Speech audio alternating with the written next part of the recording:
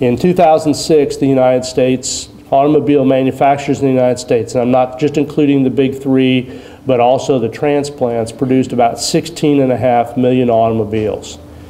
General Motors today is projecting somewhere between 10 and 10.5 million will be sold during calendar year 2009.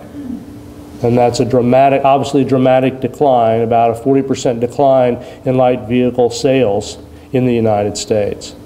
And this is difficult for Missouri because Missouri's single largest manufacturing sector is automotive parts and equipment. I mean, about 50,000 of your 300,000 manufacturing workers work in that sector. It's a highly volatile sector, and because we have two recessions in my taxonomy here, the first one affecting light vehicle sales because of energy costs, the second one because of credit availability, there's a very difficult period for manufacturers of these types of products in Missouri. Some of them are less sensitive to the business cycle. If you're producing vehicles for the U.S. military, those sales continue to do well for obvious reasons, but the consumer demand for these are likely to remain dampened throughout the year.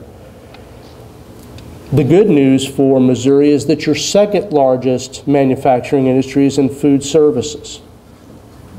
And for some reason, people continue to eat regardless of the business cycle. And so processed foods continue to be although they pay a little bit less well than do vehicle manufacturers, they continue to be a pretty good source of stability and income in Missouri. And I think that's why, thus far, the deep pain of the recession has dodged Missouri more so than it has other states. If you look at manufacturing employment in Missouri since 2001, we see a decline. Don't be alarmed by the scale, right? This is it's bad enough, but the scale choice that I made here over dramatizes this effect. The United States will continue to shed in an industry manufacturing workers, and there's two reasons for this. Both of them are interesting and good, and they're a story that you in the chamber need to be able to tell people about the future of the industry. The first is that individual firms in manufacturing restructure all the time. And so it turns out that the proportion of operations workers, actual factory floor workers in the manufacturing industry is growing very quickly. But most of the jobs, two-thirds of the jobs shed in the manufacturing sectors are actually jobs that are not specifically production workers.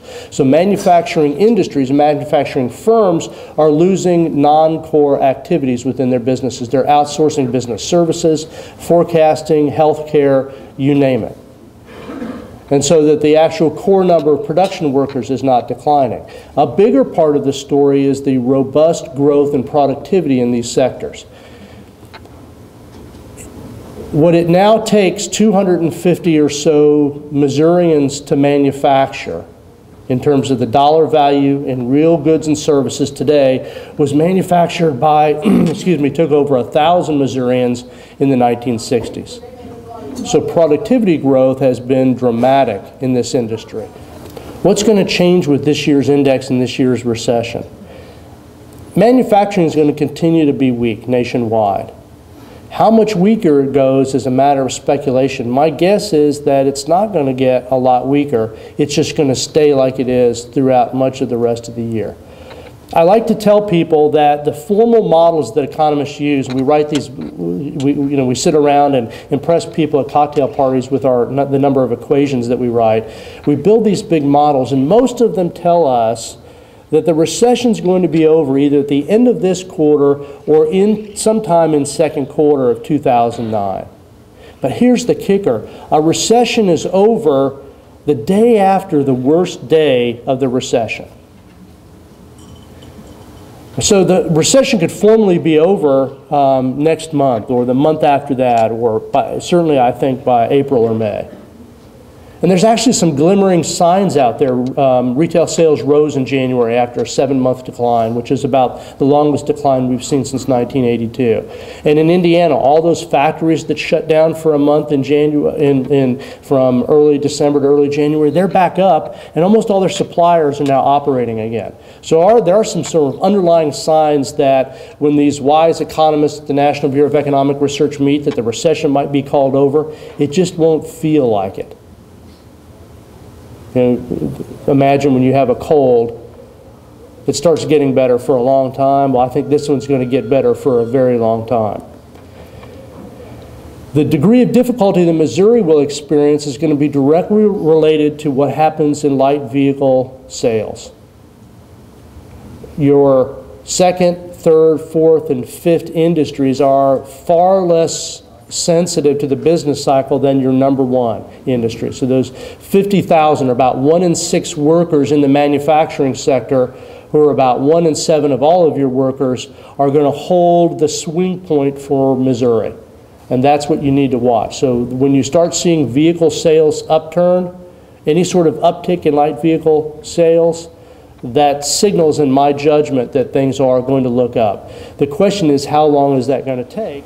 That being said, as we look at the data that's coming in for the 2009 scorecard, Missouri, we're going to expand it from about 19 variables up to 36. All right, so we've looked at this and we've received a lot of attention on it. We're going to add some more variables. Missouri continues to look very good in this area. And that has 2 major consequences. The first major consequence is that we're going to continue, I think, to see business expansion in Missouri, in manufacturing. We're in a recession. It's not going to be as fast as it has been in the past. It's not going to be as robust as it has been, and it's going to be in different sectors other than light vehicle sales and light vehicle assembly and component parts. Secondly, Missouri is going to be a place where site selectors continue to target the quality of the labor force, the cost of doing business, the availability of your university, and the other factors that I've talked about in this scorecard. And those herald a pretty good times for Missouri.